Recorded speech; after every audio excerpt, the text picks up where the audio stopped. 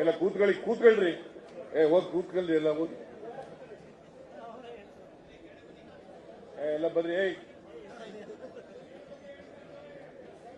ಕರಡಿ ಸಂಗಣ್ಣ,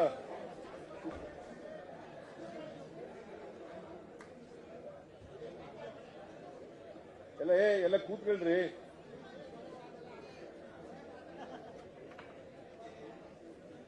ಪ್ರದೇಶ ಕಾಂಗ್ರೆಸ್ ಸಮಿತಿಯ ಅಧ್ಯಕ್ಷರಾದಂತ ಮಾನ್ಯ ಡಿ.ಕೆ. ಶಿವಕುಮಾರ್ ಅವರ ವೇದಿಕೆ ಮೇಲಿರ್ತಕ್ಕಂಥ ಎಲ್ಲ ಪಕ್ಷದ ಮುಖಂಡರುಗಳೇ, ಶಾಸಕರುಗಳೇ, ಮಾಜಿ ಶಾಸಕರುಗಳೇ, ಇಲ್ಲಿ ಆಗಮಿಸಿರ್ತಕ್ಕಂಥ ಎಲ್ಲ ಆತ್ಮೀಯ ಬಂಧುಗಳೇ, ತಾಯಂದಿರೇ, ಎಲ್ಲ ಯುವಕ ಮಿತ್ರರೇ ಹಾಗೂ ಮಾಧ್ಯಮದ ಗೆಳೆಯರೇ, ನಾನು ಜಾಸ್ತಿ ಮಾತಾಡ್ಲಿಕ್ಕೆ ಹೋಗಲ್ಲ. ಮೊದಲಿಗೆ ಕರಡಿ ಸಂಗಣ್ಣ, ಹಾಲಿ ಲೋಕಸಭಾ ಸದಸ್ಯರು, ಅವರು ಅವರ ಎಲ್ಲ ಮುಖಂಡಗಳ ಜೊತೆ, ಹಿಂಬಾಲಕರ ಜೊತೆ ಭಾರತೀಯ ಜನತಾ ಪಕ್ಷವನ್ನು ತೊರೆದು ಕಾಂಗ್ರೆಸ್ ಪಕ್ಷಕ್ಕೆ ಇವತ್ತು ಅಧಿಕೃತವಾಗಿ ಸೇರ್ಪಡೆಯಾಗಿದ್ದಾರೆ. ಕರಡಿ ಸಂಗಣ್ಣ ನನಗೆ ಹೊಸಬರೇನಲ್ಲ, ನಾವೆಲ್ಲ ಒಟ್ಟಿಗೆ ಕೆಲಸ ಮಾಡಿದ್ದೀವಿ. ಜೊತೆಗೆ ಅವರು ಬೇರೆ ಪಕ್ಷದಲ್ಲಿ ಇದ್ರೂ ಕೂಡ ಸ್ನೇಹ ಮತ್ತು ಆತ್ಮೀಯತೆ ಮುಂದುವರೆದಿತ್ತು. ನಾನು ಯಾವಾಗ ಸಿಕ್ಕಿದ್ರು ಕೂಡ ಕರಡಿ ಸಂಗಣ್ಣ ನನಗೆ ಬಹಳ ಗೌರವದಿಂದ ಮಾತಾಡ್ತಾ ಇದ್ರು. ನಾನು ಕೂಡ ಅಷ್ಟೇ ಗೌರವದಿಂದ ಅವ್ರನ್ನ ಮಾತಾಡಿಸ್ತಿದ್ದೆ. ಮತ್ತೆ ಅನೇಕ ಸಭೆ ಸಮಾರಂಭಗಳಲ್ಲಿ ನಾವು ಅವರು ಕೂಡ ಒಟ್ಟಿಗೆ ಸೇರಿದ್ದೀವಿ. ಅಲ್ಲಿ ರಾಜಕೀಯ ಪಕ್ಷಗಳು ಅವರವರ ನಿಲುವುಗಳನ್ನು ಮಾತ್ರ ವ್ಯಕ್ತ ಮಾಡ್ತಕ್ಕಂಥ ಕೆಲಸವನ್ನು ಮಾಡ್ತಾ ಇದ್ರು. ಅವರು ಬಿಜೆಪಿನಲ್ಲಿದ್ದಾಗ ಬಿಜೆಪಿ ವಿಚಾರಗಳನ್ನು ಮಾತ್ರ ಹೇಳ್ತಾ ಇದ್ರು. ಆಮೇಲೆ ನಾನು ಮುಖ್ಯಮಂತ್ರಿಯಾಗಿ ಅನೇಕ ಸಾರಿ ಅವ್ರ ಜೊತೆಯಲ್ಲಿ ವೇದಿಕೆ ಹಂಚಿಕೊಂಡಾಗೂ ಕೂಡ ನಾನು ನಮ್ಮ ಸರ್ಕಾರದ ನಿಲುವುಗಳನ್ನು, ಸಾಧನೆಗಳನ್ನು ಹೇಳಿದಾಗ ಅವರು ಕೂಡ ಯಾವುದು ಸತ್ಯ ಇದೆ ಅದನ್ನ ಒಪ್ಕೊಳ್ತಕ್ಕಂಥ ದೊಡ್ಡತನವನ್ನ ಪ್ರದರ್ಶನ ಮಾಡ್ತಾ ಇದ್ರು. ಈಗ ಅವರು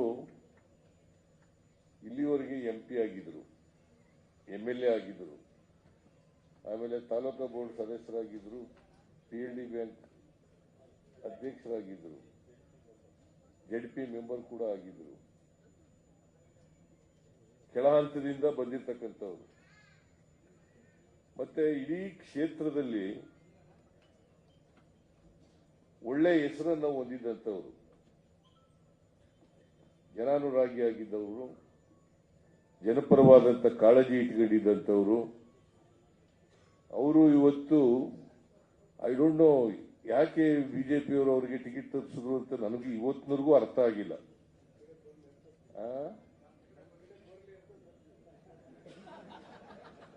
ಇವತ್ತಿನವರೆಗೂ ಅರ್ಥ ಆಗಿಲ್ಲ. ಯಾಕಂತಂದ್ರೆ ZP ಮೆಂಬರ್ ಆಗಿದ್ದಾಗ ಒಳ್ಳೆ ಹೆಸರು ತಗೊಂಡಿದ್ರು, ಅಲ್ಲ ಲೋಕಸಭಾ ಸದಸ್ಯರಾಗಿದ್ದಾಗ ಒಳ್ಳೆ ಹೆಸರು ಕೂಡ ಮಾಡಿದ್ರು, ಒಳ್ಳೆ ಕೆಲಸನೂ ಕೂಡ ಮಾಡ್ತಾ ಇದ್ರು, ಜನಸಂಪರ್ಕ ಇಟ್ಕೊಂಡಿದ್ರು. ಅಂತ್ಯದಲ್ಲಿ ಬಿಜೆಪಿಯವರು ಇವರಿಗೆ ಟಿಕೆಟ್ ಅನ್ನ ತಪ್ಪಿಸಿದ್ದಾರೆ. ಒಂದಂತೂ ನಿಜ, ಯಡಿಯೂರಪ್ಪನವರು ಅವ್ರ ಮಗನ ಮುಖ್ಯಮಂತ್ರಿ ಮಾಡಬೇಕು. ಅದಕ್ಕೆ ಅಲ್ಲಿ ಬಿಜೆಪಿನಲ್ಲಿ ಎರಡು ಪ್ರಬಲವಾದಂಥ ಗುಂಪುಗಳಿದ್ದಾವೆ. ಒಂದು ಯಡಿಯೂರಪ್ಪನ ಗುಂಪು, ಇನ್ನೊಂದು ಸಂತೋಷ್ ಗುಂಪು. ಯಾರು ವಿಜಯೇಂದ್ರನಿಗೆ ಒಪ್ಕೊಳ್ಳಲ್ಲ, ಅವರೆಲ್ಲರಿಗೂ ಟಿಕೆಟ್ ತಪ್ಪಿಸ್ಬಿಟ್ಟಿದ್ದಾರೆ ಈ ಸರಿ. ಇದು ಒಂದು ಕಾರಣ. ಎರಡನೇ ಕಾರಣ ಏನಪ್ಪಾ ಅಂತಂದ್ರೆ, ಅವ್ರಿಗೆ ಗೆಲ್ತೀವಿ ಅಂತಕ್ಕಂಥ ವಿಶ್ವಾಸ ಇಲ್ಲ. ಕರ್ನಾಟಕದಲ್ಲಿ ಹೋದ್ ಸಾರಿ 25 ಸ್ಥಾನಗಳು ಗೆದ್ದುಬಿಟ್ಟಿದ್ರು. ಗೆಲ್ಲಿಕ್ ಸಾಧ್ಯ ಆಗಲ್ಲ ಅಂತೇಳಿ ಈ ಸಾರಿ ಅನಿಸಿರೋದ್ರಿಂದ ಅನೇಕ ಲೋಕಸಭಾ ಸ್ಥಾನಗಳನ್ನ ಬದಲಾಯಿಸಿದ್ದಾರೆ. ಎರಡನೇದು, ಮತ್ತೆ ಆಂಟಿ ಇನ್ಕಂಬೆನ್ಸಿ ಇದೆ ಅವ್ರ ಮೇಲೆ, ಬಹಳ ಆಂಟಿ ಇನ್ಕಂಬೆನ್ಸಿ ಇದೆ. ಸೊ ಆಂಟಿ ಇನ್ಕಂಬೆನ್ಸಿ ಇರೋದ್ರಿಂದ ಅವರು ನನ್ನ ಪ್ರಕಾರ ಕಾಂಗ್ರೆಸ್ ಪಕ್ಷ ಈ ಸಾರಿ ಹೆಚ್ಚು ಸ್ಥಾನಗಳನ್ನು ಗೆಲ್ತದೆ. ಈಗಾಗಲೇ ಡಿ.ಕೆ. ಶಿವಕುಮಾರ್ ಅವರು ಹೇಳಿದ್ದಾರೆ, 20ಕ್ಕಿಂತ ಹೆಚ್ಚು ಗೆದ್ದೇ ಗೆಲ್ತೀವಿ ಅಂತಕ್ಕಂಥ ಮಾತುಗಳನ್ನು ಹೇಳಿದ್ದಾರೆ. ಯಾಕಂದ್ರೆ ಇವತ್ತು ಇಡೀ ಕರ್ನಾಟಕದಲ್ಲಿ ನಮ್ಮ 5 ಗ್ಯಾರಂಟಿಗಳ ಅಲೆ ಇದೆ. 5 ಗ್ಯಾರಂಟಿಗಳ ಅಲೆ ಇದೆ. ಜನರಿಗೆ ಕಾಂಗ್ರೆಸ್ ಬಗ್ಗೆ ವಿಶ್ವಾಸ ಬಂದಿದೆ, ನಂಬಿಕೆ ಬಂದಿದೆ. ಕಾಂಗ್ರೆಸ್ನವರು ನುಡಿದಂತೆ ನಡೀತಾರೆ, ಕೊಟ್ಟ ಮಾತನ್ನ ಈಡೇರಿಸ್ತಾರೆ, ಯಾವತ್ತೂ ಕೂಡ ಸುಳ್ಳು ಹೇಳಲ್ಲ. ಇವತ್ತು ಆಕ್ಚುಲಿ ಇಡೀ ದೇಶದಲ್ಲಿ ನಡೀತಾ ಇರ್ತಕ್ಕಂಥದ್ದು ಒಂದ್ ಕಡೆ ಸುಳ್ಳು, ಇನ್ನೊಂದ್ ಕಡೆ ಸತ್ಯ. ಬಿಜೆಪಿಯವರು ಅಂದ್ರೆ ಸುಳ್ಳು ಹೇಳೋರು ಅಂತ. ನರೇಂದ್ರ ಮೋದಿ ಆದಿಯಾಗಿ ಎಲ್ಲರೂ ಸುಳ್ಳು ಹೇಳ್ತಾರೆ. ನರೇಂದ್ರ ಮೋದಿಯವರು 2014ರಲ್ಲಿ ಏನೇನು ಹೇಳಿದ್ರು ಅವ್ಯಾವು ಈಡೇರಿಸಲಿಲ್ಲ. 15 ಲಕ್ಷ ತಂದು ಕೊಡ್ತೀವಿ ಅಂದ್ರು ತಂದು ಕೊಡ್ಲಿಲ್ಲ. 2 ಕೋಟಿ ಉದ್ಯೋಗ ಪ್ರತಿ ವರ್ಷ ಸೃಷ್ಟಿ ಮಾಡ್ತೀವಿ ಅಂದ್ರು ಮಾಡಲಿಲ್ಲ. ರೈತರ ಆದಾಯ ದುಪ್ಪಟ್ಟು ಮಾಡ್ತೀವಿ ಅಂತಂದ್ರು ಮಾಡಲಿಲ್ಲ. ಒಳ್ಳೆ ದಿನ ಬರ್ತದೆ ಅಂತಂದ್ರು ಬರಲಿಲ್ಲ. ಬೆಲೆ ಏರಿಕೆ ಅಂತೂ ಗಗನ ಮುಟ್ಬಿಡ್ತು. ನಿರುದ್ಯೋಗದ ಸಮಸ್ಯೆ ಬಗೆಹರಿಸಲಿಕ್ಕೆ ಹೋಗ್ಲಿಲ್ಲ. ಹೀಗೆ ನರೇಂದ್ರ ಮೋದಿಯವರು ಯಾವತ್ತೂ ಕೂಡ ಜನರ ಸಮಸ್ಯೆಗಳನ್ನ ಪ್ರಸ್ತಾಪ ಮಾಡಿ ಅವಕ್ಕೆ ಪರಿಹಾರ ಏನು ಅನ್ನೋದ್ರ ಬಗ್ಗೆ ಇವತ್ತಿನವರಿಗೆ ಎಲ್ಲೂ ಕೂಡ ಮಾತಾಡಿಲ್ಲ. ಧಾರ್ಮಿಕವಾದಂಥ ವಿಚಾರಗಳು, ಭಾವನಾತ್ಮಕವಾದಂಥ ವಿಚಾರಗಳನ್ನ ಜಾಸ್ತಿ ಹೇಳಿ ಜನರಲ್ಲಿ ದಾರಿ ತಪ್ಪಿಸ್ತಕ್ಕಂಥ ಕೆಲಸವನ್ನ ಮಾಡ್ಕೊ ಬಂದಿದ್ದಾರೆ. ಅದರಲ್ಲಿ ಯಶಸ್ಸನ್ನೂ ಕೂಡ ಕಂಡಿದ್ದಾರೆ. ಆದರೆ ಈ ಬಾರಿ ಅವರಿಗೆ ಯಶಸ್ಸು ಸಿಗಲಿಕ್ಕೆ ಸಾಧ್ಯ ಇಲ್ಲ.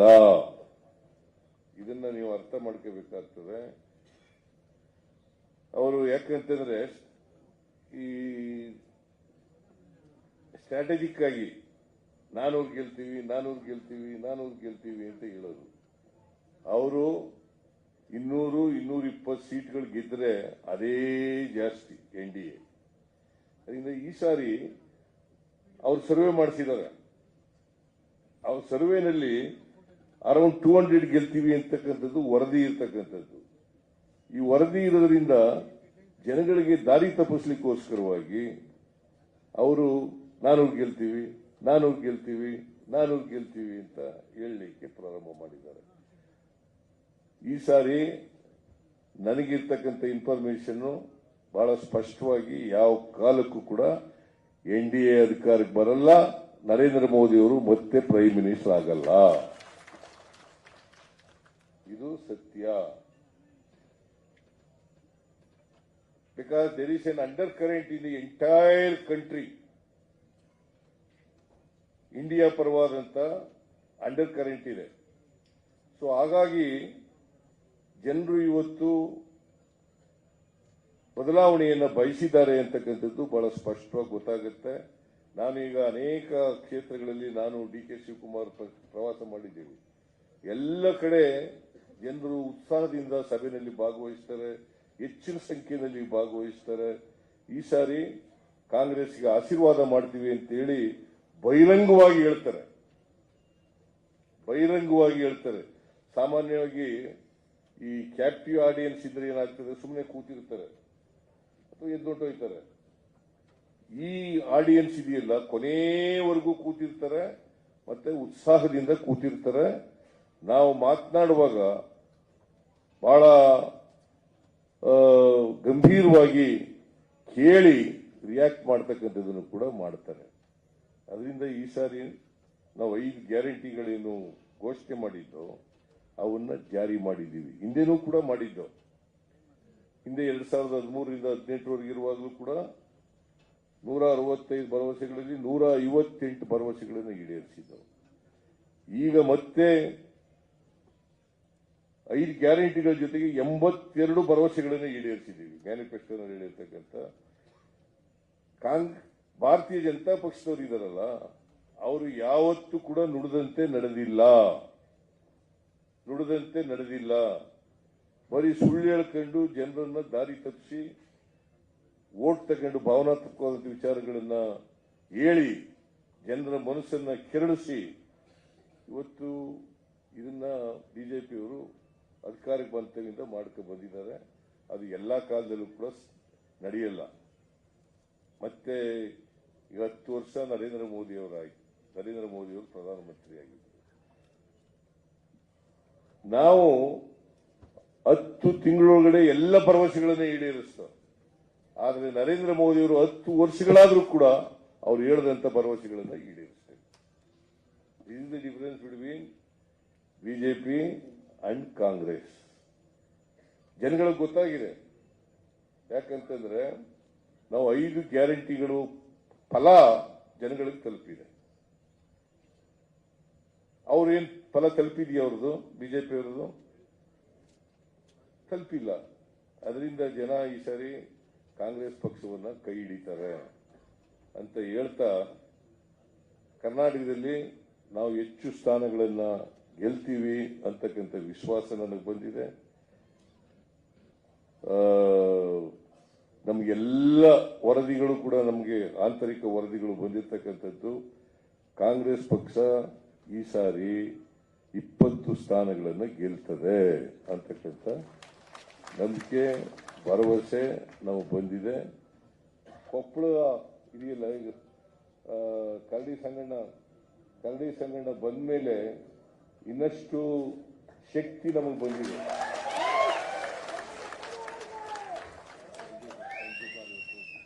ಕರಡಿ ಸಂಘಟನೆಗೆ, ಮಾಳಿಗೆಗೆ, ಆಮೇಲೆ ಕೃಷ್ಣಮೂರ್ತಿಗೆ, ಆಮೇಲೆ ಸ್ವಾತಿ ಚಂದ್ರಶೇಖರ್, ಇವರೆಲ್ಲರನ್ನೂ ಕೂಡ, ಮತ್ತೆ ಕರಡಿ ಸಂಘಟನವ್ರ ಜೊತೆ ಸೇರ್ಕೊಂಡಂತ ಎಲ್ಲರನ್ನೂ ಕೂಡ ನಾನು ಆರ್ಥಿಕವಾಗಿ ಸ್ವಾಗತ ಬಯಸ್ತೇನೆ. ಮತ್ತೆ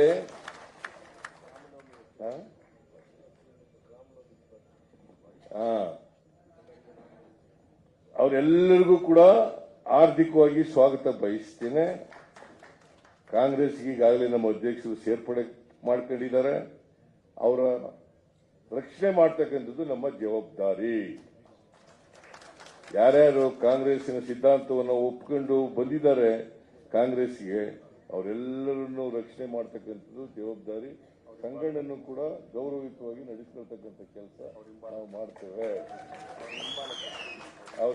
ಅವ್ರ ಹಿಂಬಾಲಕರಿಗೂ ಕೂಡ, ಎಲ್ಲ ಅವ್ರ ಹಿಂಬಾಲಕರನ್ನು ಕೂಡ ಪಕ್ಷಕ್ಕೆ ಸ್ವಾಗತ ಮಾಡ್ತೇನೆ. ಇವತ್ತು ರಾಮನವಮಿ, ಇಡೀ ದೇಶದಲ್ಲಿ ರಾಮನವಮಿಯನ್ನು ಆಚರಣೆ ಮಾಡ್ತಾ ಇದ್ದೀವಿ.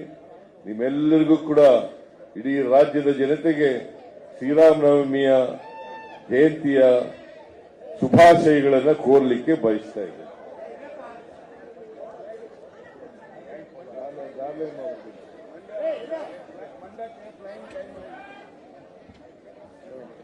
ಗಾರ್ಲೆಂಡ್ ಮಾಡ್ಬಿಟ್ಟು ಸರ್, ಗಾರ್ಲೆಂಡ್ ಮಾಡ್ಬಿಟ್ಟು ಬೇಗ ತಮ್ಮರು, ಆರ ತಮ್ಮರು.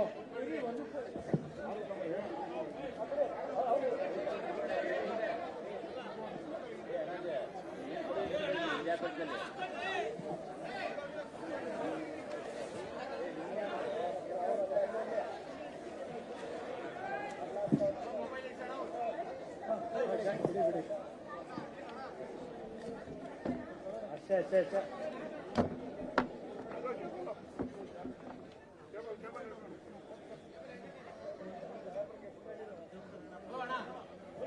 ಮುಂದೆ ಅವ್ರಿಗೆ ಕೂತ್ಕೊಳ್ರಿ.